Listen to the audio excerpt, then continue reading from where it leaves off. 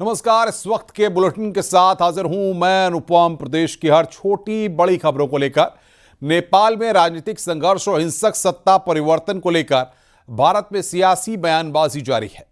CM योगी ने बड़ा बयान देते हुए कहा है कि अगर छोटी चीजों पर ध्यान नहीं दिया जाए तो बाद में बड़ी समस्या बन जाती है।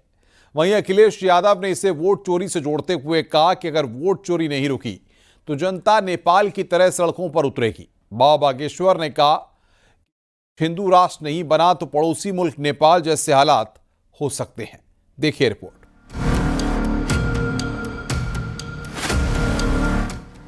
भारत के पड़ोसी देश नेपाल में अशांति और हिंसा के दौर के बाद भारत में सियासी बयानबाजी तेज हो गई है। नेपाल में बिगड़े हालात पर सीएम योगी ने बड़ा बयान दिया। उन्होंने कहा कि वहां छोटी छोटी चीजों पर ध्यान नहीं दिया गया, जो बाद में बड़ी समस्या बन गई। सावधानी और संवेदना के साथ काम करना चाहिए। आपने अभी देखा होगा नेपाल में क्या हो गया, यानी लोगों ने इग्नोर किया सोशल मीडिया।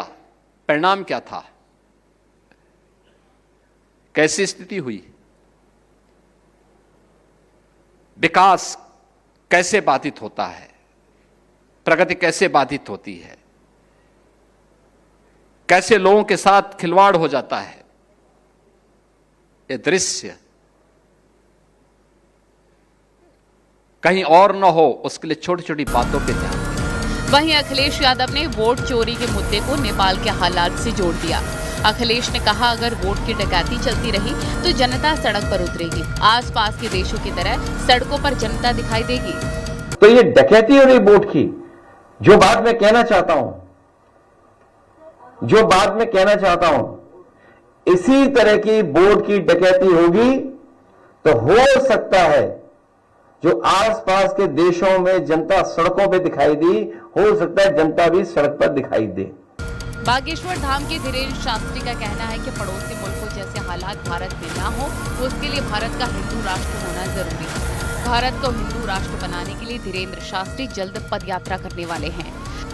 काशी आकर के साधुवाद हम दे रहे हैं और भारत हिंदू राष्ट्र हो 7 नवंबर से 16 नवंबर तक सामाजिक समरसता के लिए और भारत को हिंदू राष्ट्र बनाने के लिए हम पदयात्रा करने वाले हैं। उसके लिए विश्वनाथ भगवान के चरणों में आज हमने प्रार्थना की। देश को बचाना है, जो पड़ोसी मुल्कों में हालात हैं उसके जैसे हालात यदि भारत में नहीं करवाना है तो देश में सामाजिक समरसता जरूरी है।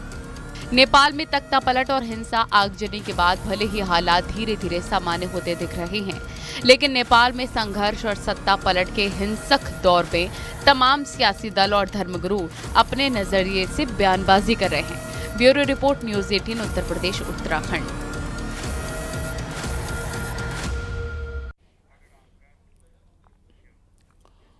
उन्नाव पहुंचे डिप्टी सीएम केशव प्रसाद मौर्य ने कार्यकर्ताओं के साथ संवाद किया और 2027 की जीत के लिए 2017 वाला मंत्र दिया।